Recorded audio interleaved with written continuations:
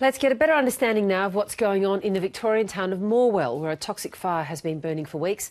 Take a look at these amazing pictures by Keith Pakenham at the Country Fire Authority. Let's stay on that photograph for a moment. There it goes, because it gives you a sense of the magnitude of that fire, just how big in scale it is. You can also tell from the colour there just sort of how deeply embedded it is in that slow burning coal. They show the cliffs of burning coal at the Hazelwood open cut mine, which are causing all the smoke. About 200 firefighters have been battling the blaze since it started. And they've had to work short shifts because of the carbon monoxide being released from that fire. The Fire Services Commissioner has now conceded it could take months, not weeks, to extinguish that fire. We know about fires that catch in those coal mines that they can take absolute months to put out. They are very hot and very slow burning fires. Our reporter Jackie Peake is at the CFA headquarters in Melbourne. Jackie, good morning. Good morning, Virginia. This fire has, we were in Morwell yesterday, crossing into the news breakfast, and it is taking so long to fight, breaking out on February 9th and just proving so hard for firefighters to fight. I'm here with the Fire Services Commissioner, Craig Lapsley. Craig, what is the latest with this fire?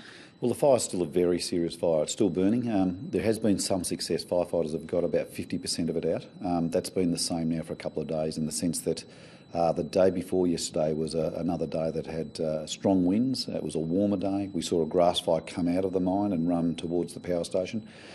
So that held us back a bit that day. But day and night shifts are working to get as much water, using foam, wetting agents to reduce the heat. But it's a deep-seated fire, so it's burning back in the coal, the wall of the mine, back into underneath. So it's complex. The success they've had, we've estimated that there's still another 10 to 14 days of work to bring it, if everything goes right. So that's the best-case scenario. The worst-case scenario sees it burn past that, and that's a major concern. What would be the worst-case scenario? Well, we've worked it through to say there's lots of them, actually, in the sense of where's this take us? How deep seat does it go? So how long is it in there? Does it rely on us to get rain and rain alone to put it out? So where's the rain? There's no rain in the forecast in the short term. That's one. The other thing is the amount of water we're putting on it, and the amount of water we need to take out of the bottom of the mine is a process in its own right. And even that to challenge the integrity of the mine itself. So the wall to collapse, partly collapse. They're all issues that we've got engineers working with us to understand that. That's not an issue today, but certainly as you progress forward, it could potentially be one of those things. So the worst case scenario is long-term, deep-seated fires in coal that's there for some time. Now, what are you expecting weather conditions to be like next week? I understand there are some concerns there. Yeah, we move back into what will be very high and severe fire danger across the state, which means we've got low humidity, higher temperatures, and wind speeds increase. So again, like we've experienced this week, they're the days that this fire then increases, or we don't get suppression activity on it. We see either containment holding it, or it actually increases. So that's a problem to us, without a doubt. And that could be 2 or 3 days next week, not one. So we're moving back into fire danger weather across the state, bushfire weather, and then we've got this fire burning anyway. And we've also got fires still in East Gippsland. So there's still a bit on. There's still a bit of a fire season left. It's not the critical part of summer. We're moving out of that, but it's still a critical time for fires in Victoria.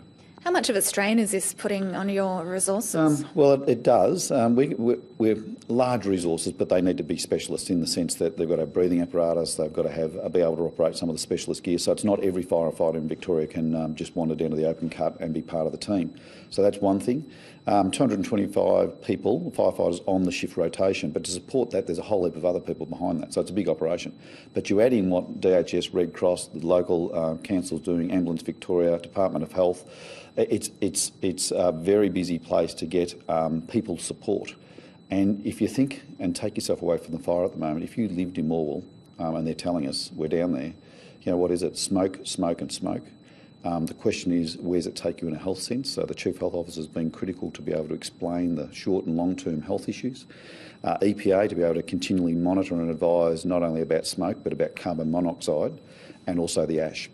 And in some parts of Morwell, it's like snow. There's fine ash in backyards, in pools, on tops of houses, in playgrounds, and that's constant. So it's a serious position for all of Morwell, and the Greater Latrobe Valley. So it's a very serious issue, and the community is right to be frustrated because there isn't answers to some of the questions yet. They can't see that, and we've got to continue to communicate and give them information so they can get what they want and make decisions about what they want to do. We haven't triggered anything about evacuation, but there's a lot of people saying, why not evacuate us? The triggers aren't there to do that. It's uncomfortable, and the information from EPA and Health is saying it is uncomfortable. People should move in and out, but it's about the safety of the people is critical. What are the triggers around evacuation? Carbon monoxide is the key. Carbon monoxide is the key issue. We've seen spikes of it, but it's about dosage. It's about the measurement of carbon monoxide in the atmosphere and the extent of it. And without getting too scientific, 27 parts per million over 8 hours triggers the discussion about evacuation, or 420 parts per million over 10 minutes. So you can see dosage and exposure is the critical part. There's a set of monitors in the town that take you through, they're monitored all the time. They're the drivers of what tell us. Positioned, validated. We didn't have that when we started this, so the first few days was using mobile devices and single detectors. Now there's a network, well established, well validated. We're quite comfortable with that, but we've still got to be able to communicate it to the community when those triggers are there. And people necessarily don't understand what carbon monoxide is and does. So it's an education process as well as an information and warning process.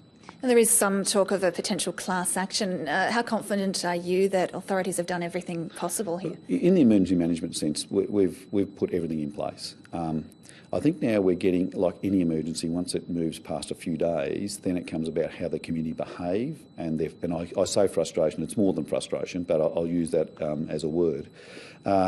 And from that, we use a pretty strong system of how we do connect. We've got everyone in there, MFP, SURFA, SES, VicPol, everyone's in. Great teamwork, but yet we haven't got conclusion, and that's one of the frustrating things. How long will this be here?